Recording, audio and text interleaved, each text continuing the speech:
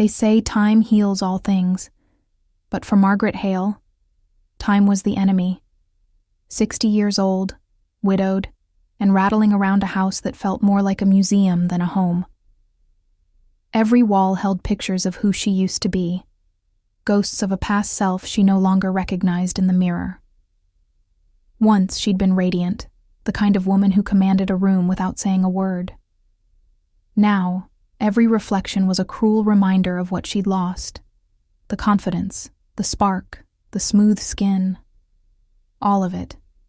Gone. Her best friend Elaine was a different story. Lately, Elaine had started to change. It was subtle at first, but now it was undeniable. You could see it in her face, the smooth, supple skin, the bright, clear eyes. She had a glow that couldn't be explained by a new foundation or a fancy moisturizer. It was something deeper, something unnatural. Finally, Margaret couldn't take it anymore. Over coffee, she asked her point blank, "Elaine, you have to tell me your secret. What have you been doing?" Elaine looked around, as if afraid someone might overhear. She leaned in close, her voice dropping to a whisper. "It's not a salon, Maggie. It's a place. You have to be invited. And it isn't cheap." The cryptic words hung in the air between them, and Elaine offered nothing more. That night, Margaret couldn't sleep. She tossed and turned, haunted by the image of her own tired face staring back at her from the darkened bedroom window. The lines, the sag, the dullness of it all. It was a mask she was forced to wear, and she hated it. By the time dawn broke, her decision was made. She had to find this place.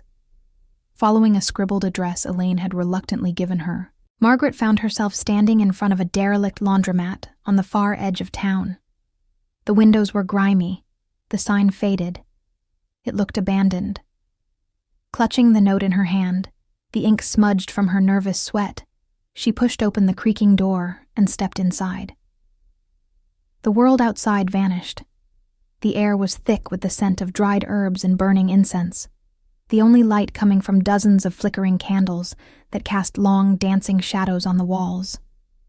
Behind a worn wooden counter stood a woman who seemed as ancient as the building itself.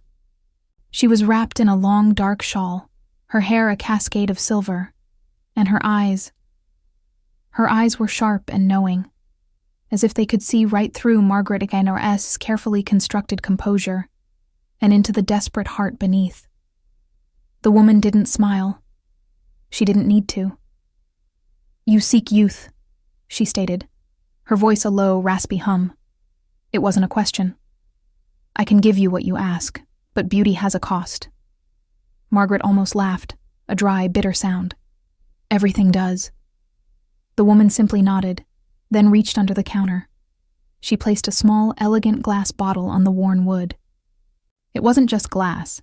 It seemed to hold a light of its own, glowing faintly with a soft, pearlescent shimmer. It looked alive. $1,000, the woman said flatly. "Use it sparingly. 1 drop, each night. You will see the change. But do not seek too much." The warning was clear, yet distant. Margaret hesitated for only a heartbeat, the thrill of possibility overpowering the voice of reason. She fumbled for her purse and handed over her credit card. The first week was a waking dream, a miracle in a bottle.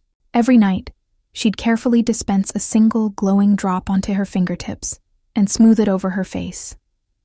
And every morning, the reflection that greeted her was younger.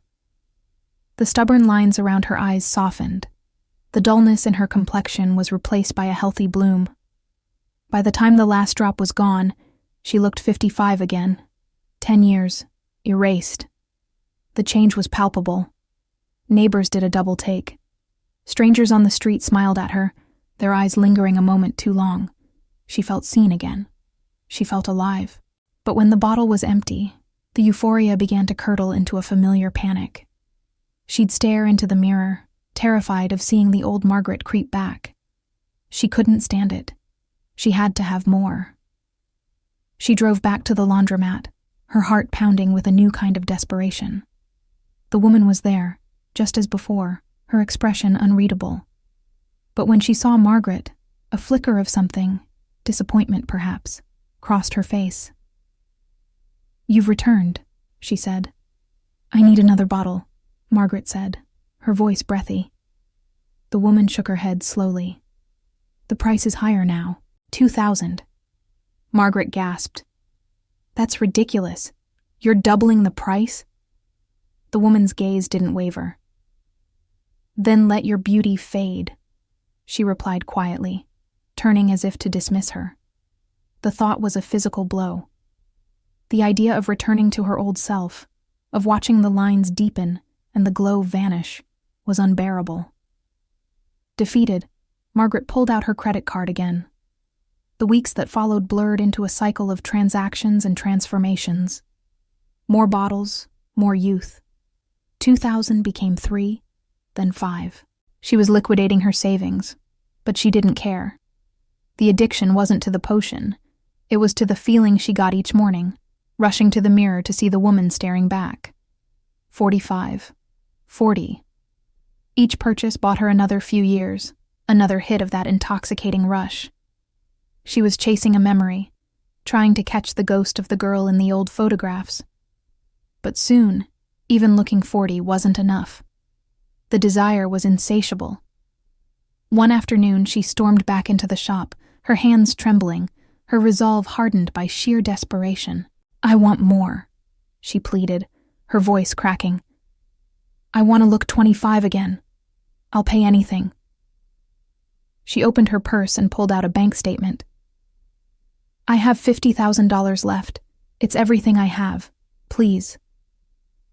The gypsy woman stared at her for a long, heavy moment. A deep sadness filled her ancient eyes. "Do not ask for what cannot be returned," she warned, her voice softer than before. But Margaret was beyond hearing warnings. "Please," she whispered, tears welling in her eyes. The woman let out a long, weary sigh, a sound like autumn leaves skittering across pavement. She disappeared into the back and returned with a dark, velvet-lined box. Inside, nestled on the cloth, were 6 bottles, each one glowing more brightly than the last. "This is all I have left," she said, her voice grave. "It will give you what you want. But remember this, Margaret Hale, every drop you use from now on takes something from you that you can never, ever get back." Margaret didn't care. She snatched the box, paid the $50,000 without a second thought, and raced home. She felt like a thief who'd just pulled off the heist of a lifetime. For 6 consecutive days, she abandoned all caution. She didn't use a drop. She drenched herself in the glowing liquid, rubbing it into her face, her neck, her hands. The transformation was dizzying, instantaneous. By the end of the week, she had done it. She had stepped out of her own youth. The face in the mirror was 25 years old, flawless, stunning, perfect. For a few glorious days, she lived in a state of pure ecstasy. She bought new clothes, went to places she hadn't dared to in years. Everywhere she went, heads turned. Men, both young and old, stumbled over their words to speak to her. Compliments followed her like perfume. She was no longer invisible. She was the sun. Then, on the 7th morning, she noticed it. A tiny, faint line beneath her eye, almost imperceptible. She told herself it was just a shadow, a trick of the light. But by the 9th morning, there were more. By the 12th, she looked at her hands and saw the unmistakable texture of age creeping back. Panic, cold and sharp, gripped her heart. She rushed back to the old laundromat, her car screeching to a halt outside. She threw open the door, ready to scream, to beg, to demand. But the inside was hollow. The shop was gone. No candles, no herbs, no counter. Just empty walls, dust motes dancing in the faint light from the grimy windows. It was as if it had never existed. She screamed. a raw, ragged sound that echoed in the empty space. She searched every corner, clawing at the walls, but the place was completely, irrevocably vacant. That night was the beginning of the end. She watched in the mirror as her face aged 10 years in a matter of hours. The next day, another 10. Time, which she had so gleefully stolen, was now coming to collect its debt with brutal interest. By the end of the week, the face staring back at her was that of a 75-year-old woman, older, more withered than when she had first begun this nightmare. Her skin hung loose, her hair was brittle and gray, her eyes sunken. She hadn't just lost her money, she had lost herself. In her final days, Margaret couldn't bear the sight of her own reflection. She covered every mirror in the house with heavy sheets, plunging her home into a dim, shrouded twilight. But even in the darkness, she wasn't safe. Every night, she swore she could hear a faint, crystalline sound from the covered mirrors, the sound of glass cracking in the dark. One night, driven by a terror she could no longer contain, she crept into the hallway and pulled the sheet away from the large ornate mirror there. Her breath caught in her throat. The reflection wasn't hers anymore. Staring back at her was the gypsy woman, but she was young, flawless, her skin glowing, her dark eyes sparkling, and she was smiling. Thank you so much for watching. This story is a powerful reminder that true beauty comes from within, not from a bottle. If you enjoyed this tale, please don't forget to hit that like button, subscribe to the channel, and ring the bell so you never miss a story. We'll see you in the next one.